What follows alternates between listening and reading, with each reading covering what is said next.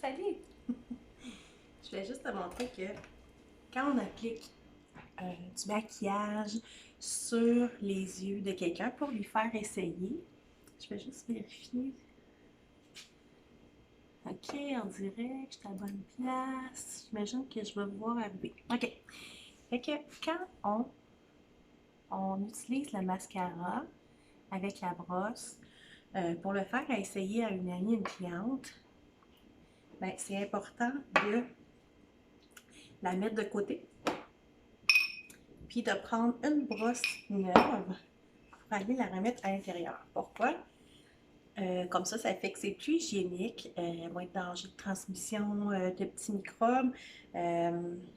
Puis comme ça, si tu fais comme moi, puis tu gardes, à chaque fois dans le fond que j'ai terminé un de mes mascaras, je garde la brosse, je la nettoie. Comme ça, mais ça me permet justement d'avoir plusieurs brosses. Mais c'est parce que je vais te montrer quelque chose. C'est pour ça, parce que là, je l'avais mis avant. Allô, allô, bienvenue tout le monde. Là, j'essaie de faire j'enregistre avec mon cellulaire pendant que je vous parle en même temps sur mon groupe. Est-ce que je vois... Ah, je vois qu'il y a 2 personnes, mais écrivez-moi des petits commentaires, comme ça je vais voir qui est là. Je ne sais pas qui est là. Pourquoi je fais ça? C'est parce que je vais garder la capsule en même temps, j'essaie des affaires. Je m'en viens vous parler, c'est une capsule dans le fond que ça fait un petit bout que je remettais. Mais là, aujourd'hui, j'avais envie de vous parler de ça. Les pinceaux. Nos fameux pinceaux, nos merveilleux pinceaux. Je vais te parler de nos ensembles à nous, mais je vais aussi te donner des trucs pour savoir comment les nettoyer. Donc, premièrement, je ne sais pas toi avec quoi tu laves tes pinceaux, puis c'est quoi, tu les nettoies au combien de temps. C'est sûr que moi, mes pinceaux à moi, je vais les laver moins souvent que les pinceaux que j'utilise dans mes contrats ou avec mes clientes Alouette parce que je les nettoie entre chaque fille, en fait. À chaque fois que j'ai terminé de maquiller quelqu'un, de lui faire un essai de maquillage, de lui faire essayer une couleur, mais le pinceau, c'est automatique. Il s'en va dans ma chaudière de pinceau sale pour aller au lavage. Puis quand j'en cumule une couple, comme là, j'en ai pas pire, mais je m'en viens passer ça au shampoing, au lavabo, c'est l'heure de la douche, du bain pour tous ces pinceaux-là. Fait que je reviens à ma question du début. Je ne sais pas au combien de temps vous nettoyez vos pinceaux, ni avec quoi. Alors, vous pouvez me dire ça. Avec quoi vous nettoyez vos pinceaux? Ben, il y a plusieurs façons de faire. Il y en a qui vont utiliser un savon doux. Celui-là, je le prends vraiment juste pour mes pinceaux. Ça peut être un savon doux à l'aloe, ça peut être... il y a plusieurs savons qu'on va retrouver sur le marché, mais qu'on garde exclusivement vraiment juste pour les savons, pour les pinceaux. Il y a des tapis aussi qui se vendent avec des petites textures comme ça, et que ça va bien pour nettoyer. Il y a des petites formes, des formes plus grosses aussi. On peut aussi juste mettre le savon dans nos mains, puis aller nettoyer le pinceau comme ça. Il y en a qui vont se mettre des gants. Moi, je ne mets pas de gants. C'est à ta convenance, en fait. On pourrait aussi utiliser un savon à vaisselle doux pour l'environnement. Mais ce qu'on peut faire aussi, puis c'est pas mal ce que je fais, je préfère prendre, en fait, là, ce qu'on met sur nos pinceaux, mais moi, je prends soin de mes pinceaux autant que je prends soin de mon visage. Donc, chez Alouette, on a nos 2 démaquillants. Fait que oui, un petit push dans l'eau ou un petit push de démaquillant pourrait, là, je vais vous montrer dans le fond, je vais mettre de l'eau dans mon plat. J'ai mis ma brosse de mascara qui est sale. Puis je vais aller mettre 2 petits pushs. Je ne sais pas si vous voyez, là, ça devient un peu blanc C'est des huiles essentielles, ça, mais quand on les met dans l'eau, ils sont solubles à l'eau. Et je vais le laisser là pendant que je vous parle. On le regardera tantôt. C'est ça. Admettons. Ah oui, ça me fait penser aussi. Il y a quelqu'un qui m'a déjà dit, moi, je lave mes pinceaux avec de l'eau micellinaire. OK. C'est un petit peu comme le démaquillage, ça. Je ne sais pas si vous êtes au courant, mais l'eau micellinaire, on dirait que ça enlève tout. Mais en fait, c'est une fausse croyance parce que c'est comme si ça enlève le surplus, un peu comme si on se passait une wipes dans le visage. Ou si tu prends des barbouillettes, tu la mouilles d'eau, puis tu laves ton visage. Il en reste plein de nettoyants dans... il reste plein de maquillage ou de débris, de saleté, de déchets dans les pores de ta peau. Si tu utilises juste ça. Oui, ça peut être une bonne idée, surtout si c'est un gros maquillage. Je pense à une grosse soirée, beaucoup de mascara, waterproof. Oui, l'eau micellinaire, ça peut être bon pour enlever la première couche. Mais après, c'est important d'aller vraiment avec un démaquillant, un nettoyant pour aller vraiment faire un bon ménage.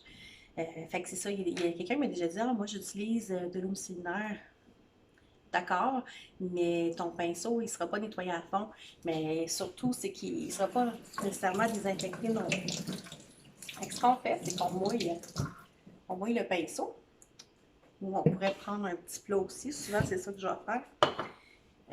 Puis, on va mettre, là, pour le besoin de la cause, je vais que vous voyez, on va mettre du savon. Fait que moi, ce que j'aime bien, c'est mettre juste un petit peu d'eau, puis le brosser dans mon plat comme ça.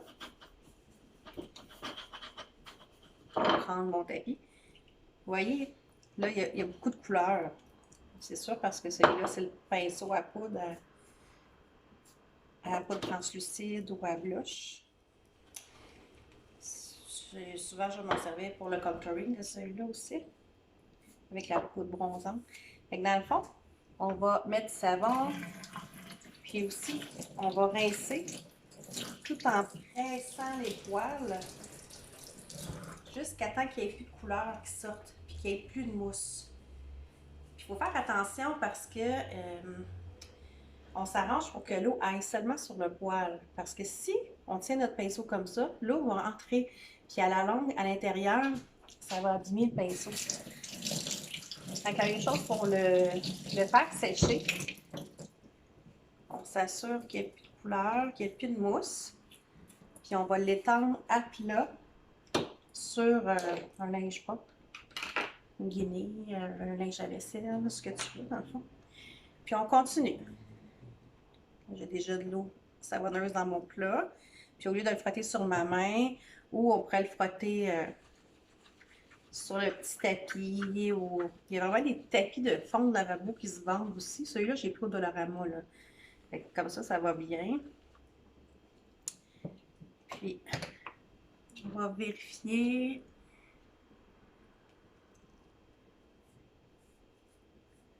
On va rincer. On vérifie si il y a de la mousse de couleur encore qui sort.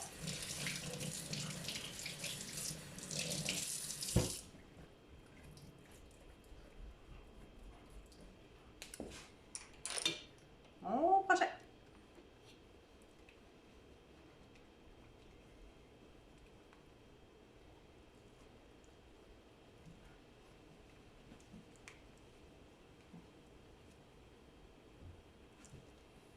Je ne sais pas si vous avez des questions, même si la vidéo est terminée.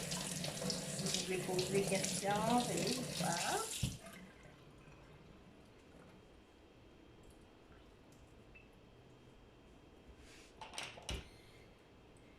On continue. Il y a quelqu'un en avant, Madro?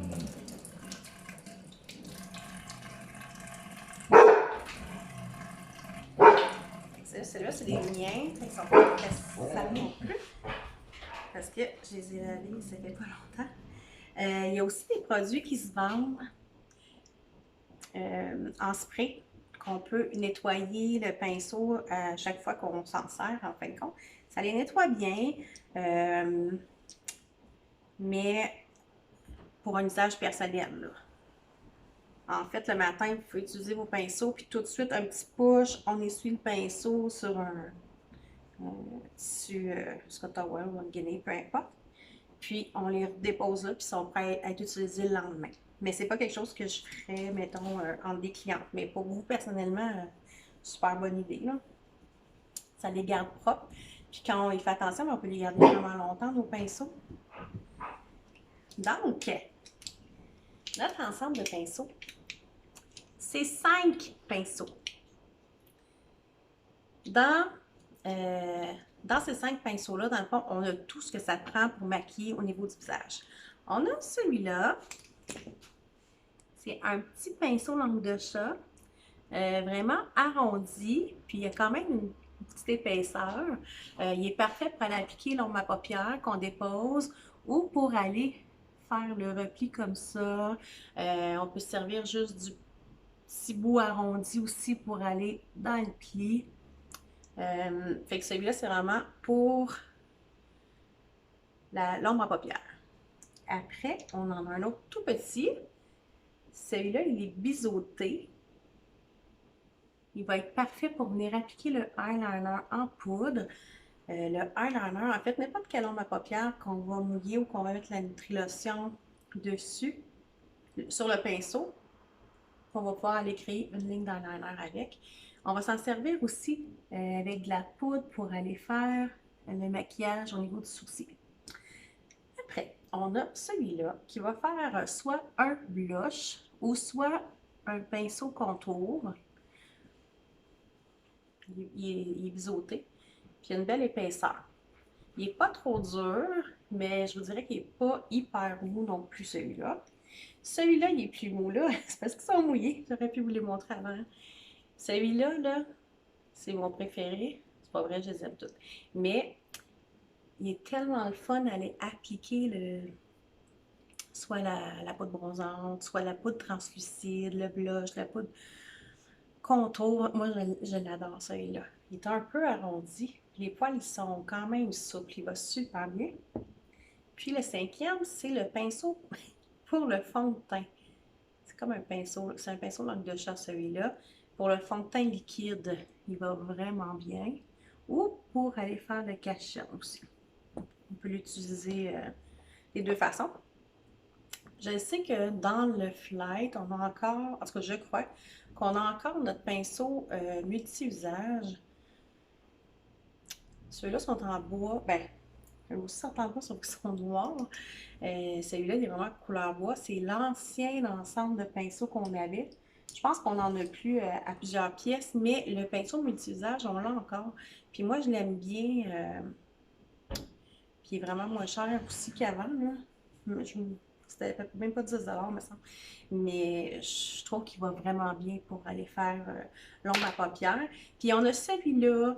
Lui, il fait autant pour le fond de teint en poudre que le fond de teint liquide. Je l'aime vraiment beaucoup. Il est vraiment dur. Donc, que ce soit pour aller chercher le fond de teint sur la pastille en poudre, l'application se fait super bien. Puis au niveau fond de teint liquide, même chose. Il va vraiment, vraiment bien. Lui, je ne l'avais pas lavé. L'autre, il est propre, mais lui, je sais que je m'en sers beaucoup, beaucoup, beaucoup.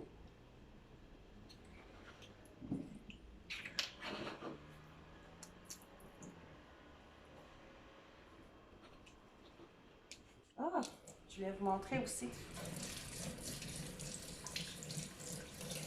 Une des influenceuses, des conseillères influenceuses qui s'appelle Crystal Clark chez Alouette.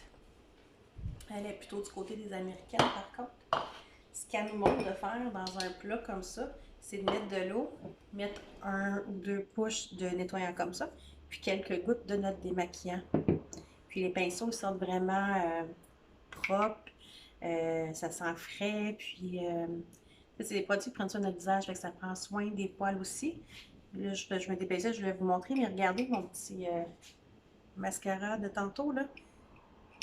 Tu sais, sans qu'on ait nécessairement frotté, déjà, le démaquillant va vraiment tout démaquiller la brosse.